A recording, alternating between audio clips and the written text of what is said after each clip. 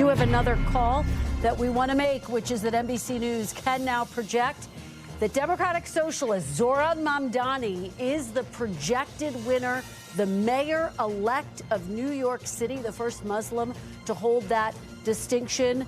He came from near obscurity, an assemblyman, soared to the top of the list in the primary.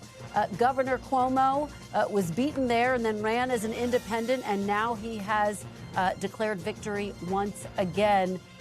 Steve, take us to the big board. How did he pull this off? How did he pull off what is going to be an historic win? Yeah, well, it's probably going to be closer, too, than his primary win. That was a 12-point margin he had in the primary. I mean, clearly, you said the polls were all over the place, but the polls that showed the closest margin here ended up being the accurate ones here, in part because that Curtis Sliwa vote, that is, 10 points, maybe 15 points lower than he was at in some of the polls, and it just looks like it really did consolidate behind Andrew Cuomo. One thing to look at as the vote continues to come in is, will Mamdani end up clearing 50%? Will he be able to say he got a majority? Now, in terms of where the remaining vote is coming in, the one thing Mamdani, besides the fact that he just won the race, if he wants to crack 50, the one thing he has going in his favor is disproportionately, there's a little more vote to come out of Brooklyn than the other boroughs, just in terms of the proportion of it. And that is Mamdani's best part of the city right now. And where there is the least amount of vote to come in is Staten Island. And that is obviously Mamdani's worst part of the city. So the opportunity is there for Mamdani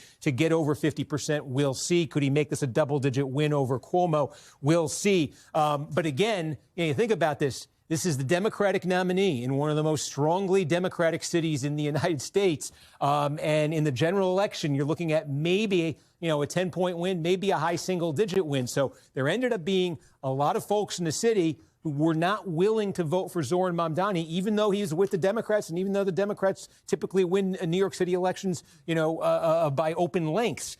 So there was consolidation here. I think it's noteworthy as well. In our exit poll, we asked folks if it was just a two-person race, Cuomo versus Mamdani, and it was basically dead even in our exit poll there. So if you're the Cuomo campaign, you're seeing this consolidation. One thing you're probably thinking of is, geez, hey, they got Eric Adams, the incumbent mayor, to drop out and get behind Cuomo. What if they could have actually gotten Curtis Sliwa out of this race and gotten full consolidation? This thing would be, in fact, a real nail biter right now. And just, one final point as we watch the final results come in with Cuomo losing. Probably going to be a lot of talk that this is the end of that Cuomo dynasty, that goes back decades, I should say, with his father.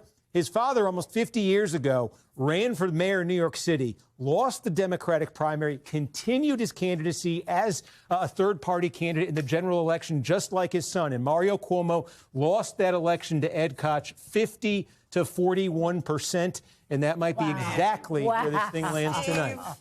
Unbelievable. Well, they do say history.